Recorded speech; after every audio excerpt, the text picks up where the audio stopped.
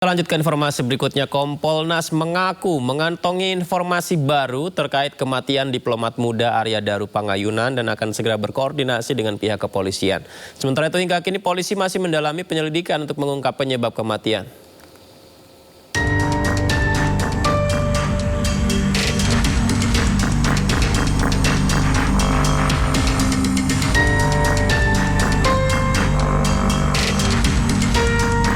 Komisi Kepolisian Nasional terus mendalami kasus kematian diplomat muda Arya Daru Pangayunan. Tim Kompolnas menemui keluarga Arya di Yogyakarta dan mengantongi sejumlah informasi baru. Nantinya Kompolnas akan berkoordinasi dengan polisi terkait informasi itu.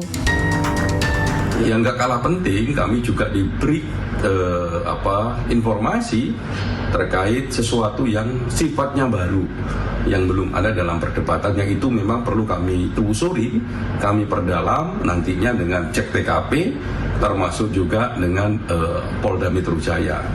Nah, pentingnya untuk ngecek sesuatu yang baru ini untuk mengklarifikasi ya, apakah betul peristiwanya seperti itu, apakah betul sesuatu yang baru ini masih berhubungan dengan peristiwanya ataukah tidak, atau memiliki makna yang lain.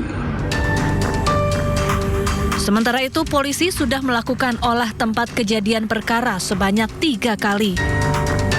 5 orang saksi juga telah dimintai keterangan.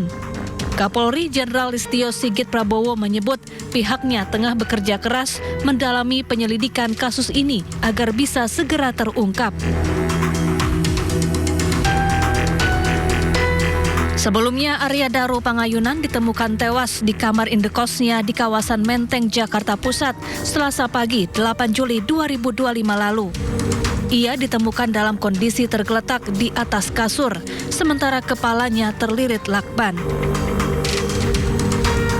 Pada malam sebelum korban ditemukan tewas, istri korban sempat meminta penjaga kos untuk mengecek kamar korban lantaran korban sulit dihubungi. Tim Liputan iNews melaporkan.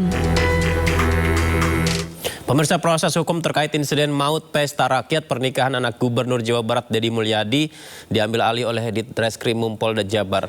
Diketahui 3 orang tewas dalam insiden itu.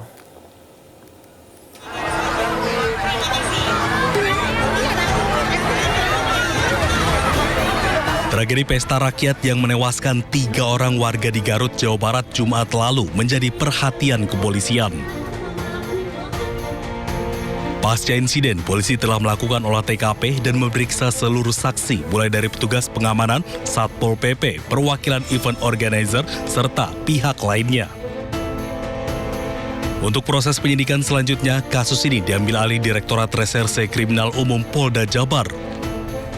Untuk kejadian yang di Pendopo mengenai makan gratis, kita sudah melakukan serangkaian penyelidikan dan kita sudah melakukan langkah-langkah. Kemudian kemarin pada hari Minggu pukul 10.30 waktu Indonesia Barat, perkara tersebut diambil alih atau dilimpahkan ke Krimum Polda Jabar.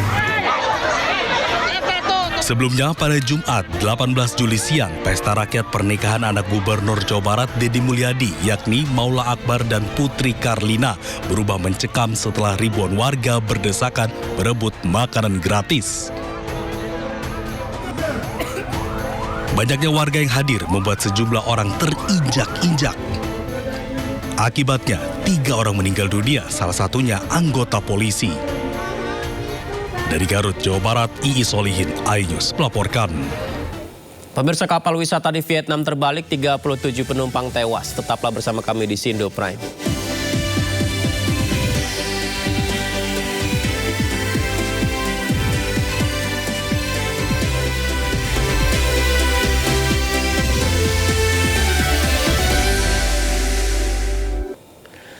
Ya, kita berikutnya ke informasi lain dulu pemirsa. Hari ini Roy Suryo CS mendatangi Polda Metro Jaya mendesak dilakukannya gelar perkara khusus kasus tudingan ijazah palsu Jokowi. Permintaan gelar perkara khusus dilakukan lantaran Roy Suryo CS sebagai terlapor merasa tidak dilibatkan oleh Polda Metro yang telah meningkatkan kasus ijazah ini dari tahap penyelidikan naik ke penyidikan. Roy Suryo CS juga minta agar Jokowi bisa segera diperiksa secara langsung di Polda Metro Jaya sebagai pelapor. Selain itu, Roy Suryo CS mendesak Polda Metro Jaya menyita ijazah Jokowi untuk kepentingan pembuktian dalam laporan. Penting ini kami sampaikan karena harus ada tindakan berimbang yang sama, equal, agar ada jaminan keadilan dan kepastian hukum.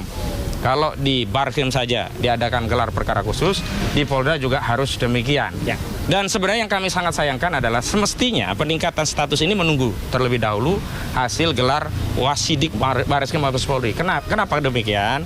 Karena perkara di Polda Metro Jaya dengan perkara di Bareskrim itu sangat beririsan. Sebab tidak mungkin orang bisa dianggap menyebarkan fitnah, ya melakukan pencemaran tentang ijazah palsu sebelum dibuktikan ijazah itu asli. Nah, ijazah yang dipersoalkan ini belum ada hasil kesimpulannya. Bahkan kami dengan tegas menyatakan sebenarnya proses di Polda Metro Jaya tidak bisa ditingkatkan ke penyidikan sebelum ada putusan pengadilan yang berkekuatan hukum tetap yang memberikan ya deskripsi sahih tentang ijazah saudara Joko Widodo. Pelaku penyelidiknya berbeda sehingga tidak bisa disatukan. Dan paling penting adalah ada kekhawatiran kami kalau tidak disita. Ini kan sudah banyak ya kasus-kasus belum sampai selesai itu kebakaran ya. Di Kejaksaan Agung lagi memeriksa perkara tertentu kebakaran. Di Pasar Pramuka ada modus operandi pemalsuan di sana juga kebakaran. Nah, khawatir juga ini ya belum sampai ke persidangan tiba-tiba rumah dari pelapor di Solo kebakaran dan dokumen itu kan hilang. Kan berbahaya itu. Maka sebaiknya harus disita terlebih dahulu oleh penyidik di Polda Metro Jaya. Oleh karena itu, ya, saya pun mengatakan kami selaku quote and quote terlapor itu sudah siap 11.000 triliun % siap kita ya untuk hadir. Ya, tetapi sama seperti tadi yang disampaikan Pak Ahmad Kosinuddin, dalam perkara ada yang melapor, seharusnya pelapor itu duluan yang diperiksa. Ya, pelapor itu duluan, urutannya begitu, dalam KUHP urutannya juga begitu. Jadi tidak lazim, tidak umum, bahkan aneh jika pelapornya, saya makanya juga tanya, kenapa pelapornya belum diumumkan untuk diundang atau dipanggil ya untuk datang. Pemirsa, Koalisi Masyarakat Sipil mengeluarkan pernyataan sikap terhadap kuasa hukum yang menimpa kasus hukum yang menimpa mantan Menteri Perdagangan Tom Lembong dan Sekjen PDI Perjuangan Hasto Kristianto. Mereka menilai pemidanaan keduanya merupakan bagian dari kasus hukum bermotif politik. Yang tersebut di atas telah menunjukkan dalam keterangannya hari ini, Koalisi menyebut penanganan kasus Tom Lembong dan Hasto dipenuhi kejanggalan dan telah melemahkan independensi peradilan. Mereka menilai kasus ini sebagai upaya menyerang lawan politik dan mempertahankan kekuasaan. Dalam kasus Hasto, penuntutan dilakukan dinilai lemah secara hukum dan hanya berdasarkan kesaksian yang tidak kuat. Sementara pemidanaan Tom Lembong dinilai tidak memenuhi unsur niat jahat atau mens rea dan mengabaikan fakta persidangan. Proses hukum terhadap Tom Lembong, terhadap Hasto Kristianto sebagai proses hukum yang terdistorsi oleh faktor politik. Proses penuntutan keduanya dimulai pada akhir pemerintahan Jokowi dan kelihatan sekali keduanya adalah orang-orang yang mengambil asosiasi, aktivitas, pandangan, keyakinan politik yang berbeda dengan pemerintahan Jokowi ketika itu. Dan juga yang kedua, mereka mengambil posisi yang berseberangan dengan kubu petahana atau kubu politik yang tengah bersaing dalam pemilu 2024 yang didukung oleh petahana Joko Widodo. Dan kebetulan salah satunya adalah anak dari Presiden Jokowi secara langsung.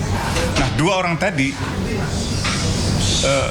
tadi terekam dalam berbagai dokumentasi media massa memberikan kritik-kritik yang sangat memukul pemerintahan Jokowi dan bisa berpengaruh pada popularitasnya, bisa berpengaruh pada dukungan politiknya pada anaknya yang sedang mencalonkan diri.